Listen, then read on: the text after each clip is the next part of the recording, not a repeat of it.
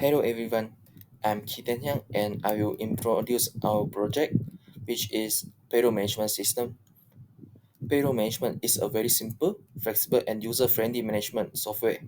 One-click automatic calculation of salary can be realized. Employee salary management is the primary event in the company management. It is necessary to have a complete salary management system to implement different salary plans for employees in different positions reasonably and scientifically protect the basic salary rights and interests of employees and reflect the salary concept of more work and more pay. Okay, now I will explain about the impact of the project. Our human resource management team can reduce their time in generating the payroll statement. They can use the time in doing other work others than generating the payroll statement. Besides, there are also many calculation error in current practice. So we are insert the formula in the system so the calculation will automatic calculated. Okay, now I will try to explain the system created. First, this is the employee database which we can get from the recruitment. This is the employee we get when the employees come in, the name, gender, age, contact, and email. Ne- okay, now I will explain about the payroll database. We are created. First is the payroll ID, and then the second is the employee ID which we get from the employee database, and then number of days work is we are going to determine with the manager from the thumbprint database.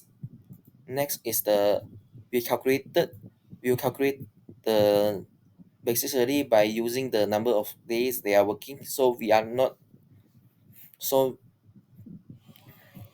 by using the formula number of days multiply with 80, which means our we will pay them 80 per day. Next is the overtime pay. We will determine how many hours they are working for overtime, and then the next one is the gross salary will be calculated based on the basic salary plus overtime pay. Okay, next, when we get the gross salary, we are having the deduction, which is employee APF, employee EIS, employee SOCSO, which using the gross salary multiply with 11% for EPF, 0.2% for EIS, and 0.5% for SOCSO. This will be deduct from the employee's gross salary, which will generate the net salary. Next is the employer EPF, EIS, and SOCSO, which is contribution by the company. The employer EPF is 13% and EIS is 0.2% and SOCSO is 1.75%. And then we'll calculate the total contribution and giving to the employee's ID. After we generate the payroll statement that we will send to the financial department, then we will generate the payslip, which is this interface. And from if the employee want to see their payslip, they can log in using the username, password that we provide for them. There is two different account type, which is employee and admin. Admins is giving to the HR department team members, which they can generate the payroll. Here is the interface for the payslip, which employee ID will show here, name, gender, and age. And then this this column is showing the basic salary and overtime pay which they can get. And there's a gross salary showing here. After that, here is the deduction, here is the contribution, and then the total net salary they will get from is showing here. Okay, okay, they will know how many salary they get and deposited to their banks. Then, okay, next is the implementation and maintenance planning.